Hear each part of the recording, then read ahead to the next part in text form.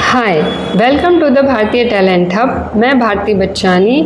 आज मैं 10th class के एक निबंध, जो कि एक हास्य व्यंग निबंध है, वाहरे हमदर्द का सारांश बता रही हूँ। इसे लिखा है घनश्याम अग्रवाल ने, और उन्होंने इस निबंध के माध्यम से ये बताया है कि किस तरीके से हमदर्दी जताने वाले लोग आपके लिए पीड़ादायक हो जाते हैं।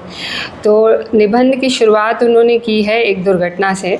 वो बताते हैं कि समाजवादी और पूंजीवादी अर्थव्यवस्था का भाषण सुनकर वो साइकिल पर आ रहे थे, और जो भाषण उन्होंने सुना था इस वजह से बहुत ज़्यादा जोश में थे, और इस वजह से वो साइकिल को बड़ा तेज़ चला रहे थे, और उनकी साइकिल जो है वो जाकर के एक कार से भिड़ गई। इंसानियत आज भी ज़िंदा है ये सिद्ध करने के लिए काफ़ी लोग उनकी तरफ दौड़ कर आ गए। जब उनकी आँख खुली तो उन्होंने अपने आप को बिस्तर पे पाया, और अपने आसपास उन्होंने काफ़ी परिचित और अपरिचित लोगों को देखा, और कराते हुए पूछा कि मैं कहाँ हूँ। तो तुरंत ही जवाब आया कि आप अस्पताल में हैं, सार्वजनिक अस्पताल में हैं और प्राइवेट वार्ड में हैं। आपका एक्सीडेंट हो गया था और आपके पैर में फ्रैक्चर हुआ है, ज़्यादा कुछ नहीं हुआ है, आप बाकी ठीक हैं। तो उनका सीधा ध्यान अपनी टांग पे गया। एक टांग तो सही सलामत थी, सीधी।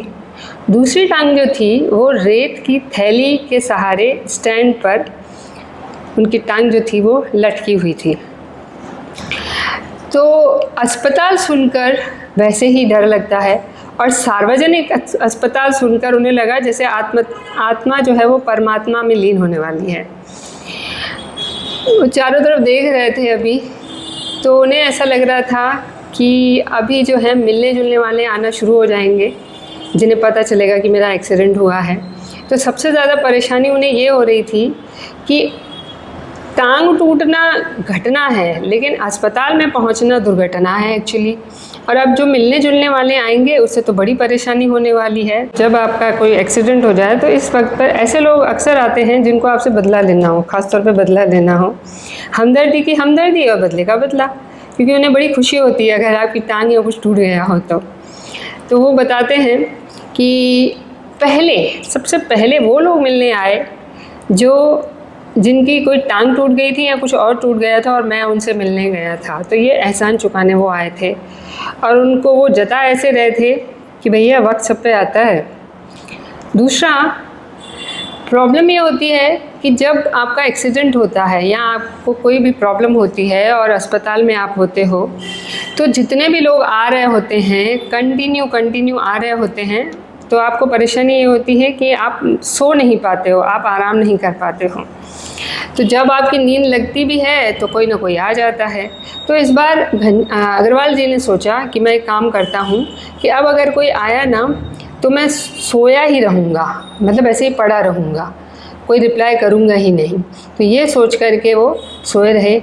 तो ऑफिस के बाबू आए और उन्होंने देखा कि ये तो सोया हुआ है। अब वो ये सोच के परेशान थे कि अगर मैं चला गया तो इसे कैसे पता चलेगा कि मैं उनसे मिलने आया था। तो उन्होंने क्या किया, अग्रवाल जी को थोड़ा धीरे धीरे हिलाना शुरू किया। अब अग्रवाल जी ये सोच रहे थे नहीं मैं तो आंखें बंद ही रखूँगा, मुझे तो उठना ही नहीं है, ये चले जाएंगे खुद ही। और इन्होंने क्या किया, जो बाबू आए थे उन्होंने क्या किया कि उनके पैर जहाँ फ्रैक्चर हुआ था ना वहाँ पर ज़ोर से दबाया। जैसे दबाया तो उनकी चीख निकल गई, और ये बाबू जो ऑफिस के बाबू थे वो हंस के बोले ही दर्द कैसा है। तो इस तरीके से अगर वो सोना भी चाह रहे थे तो भी उसे नींद से जगा दिया।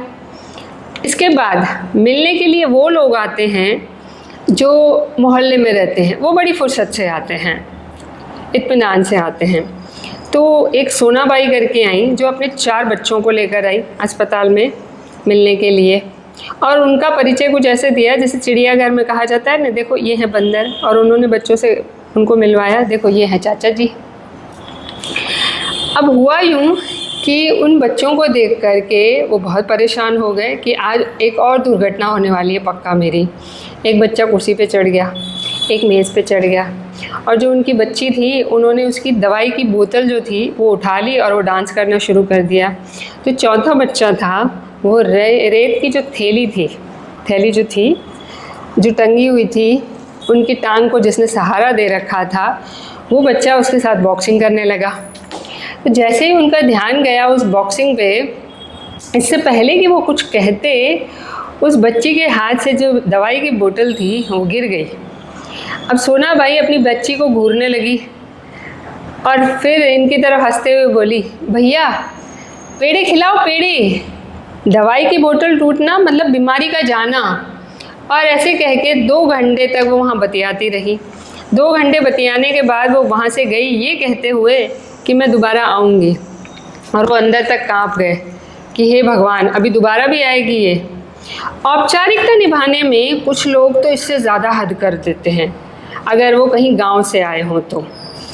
और उसमें हुआ यूँ कि एक बंदा जो है ना टैक्सी से उतरा, सीधा इनके कमरे में आया और इनकी छाती पे एकदम से उन्होंने सिर रख दिया और दहाड़े मार के रोने लगा, सत्यानाश हो उन कार वालों का, ये कैसे हो गया, ये वो। अब अग्रवाल जी परेशान, मुझे जो हुआ सो हुआ, ये क्यों रो रहा है। तो वो सोच ही रहे थे, तो उन्होंने रोना थोड़ा कम किया और धीरे धीरे अपना सिर ऊपर किया और उनसे आंखें मिलाई और धीरे से हंसने लगे, ही पीछे हो गए वो, माफ़ करना गलत जगह पे आ गया हूँ, गुप्ता जी का कमरा शायद बगल में है, बताने वाले ना गलत बताते हैं आजकल। और ये कहते हुए वो बगल के कमरे में चले गए और थोड़ी देर बाद फिर वहाँ से रोने पीटने की आवाज़ आने लगी। मुझे इस बात पे गुस्सा नहीं था कि वो बंदा क्या कर रहा था, इससे ज़्यादा गुस्सा मुझे अपनी वाइफ पे था। अग्रवाल जी बताते हैं कि इससे ज़्यादा गुस्सा मुझे अपनी वाइफ पे था। उन्हें ये लगा कि ये शायद मेरा रिश्तेदार हैं या करीबी मित्र है और इस वजह से उन्होंने टैक्सी वाले को भाड़ा भी दे दिया। हद तो ये होती है कि कुछ लोग ऐसे भी मिलने आते हैं जिनसे आप कभी मिलना ही नहीं चाहते हो, जिनकी शक्ल तक नहीं देखना चाहते हो। तो वो बताते हैं कि उनके शहर में एक कवि हैं जिनका नाम है लपकानंद, और सब लोग उनसे दूर भागते हैं क्योंकि वो बकवास कविताएं लिखते हैं। लेकिन कोई भी अगर मिल जाता है तो 15-20 कविताएं सुनाए बगैर उसको छोड़ते ही नहीं हैं। और किसी तरीके से उनको पता चल गया, अग्रवाल जी कहते हैं कि मेरा पता चल गया कि मेरा एक्सीडेंट हो गया है, और एक झोला उठा करके मुझसे मिलने आ गए। मिलने क्या आए, कहते हैं कि 4-5 दिन से ना मैं कवि सम्मेलनों में एक्चुअली व्यस्त हूँ, लेकिन आपका सुनकर ना मुझे बड़ा बुरा लगा। रात भर मैं आपके संदर्भ में ही लिखता रहा।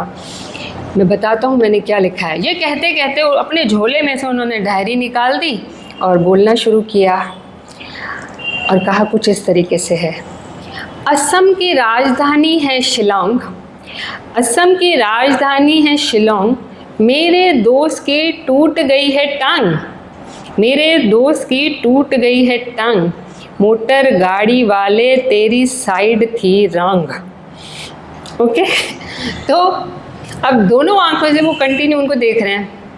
एक आंख उनकी मुझे ये कह रही थी, अग्रवाल जी कहते हैं कि एक आंख उनकी मुझे ये कह रही थी बताओ कैसी लगी कविता, और दूसरी आंख उनकी मुझे ये पूछ रही थी और बताओ बेटा कब तक भागोगे।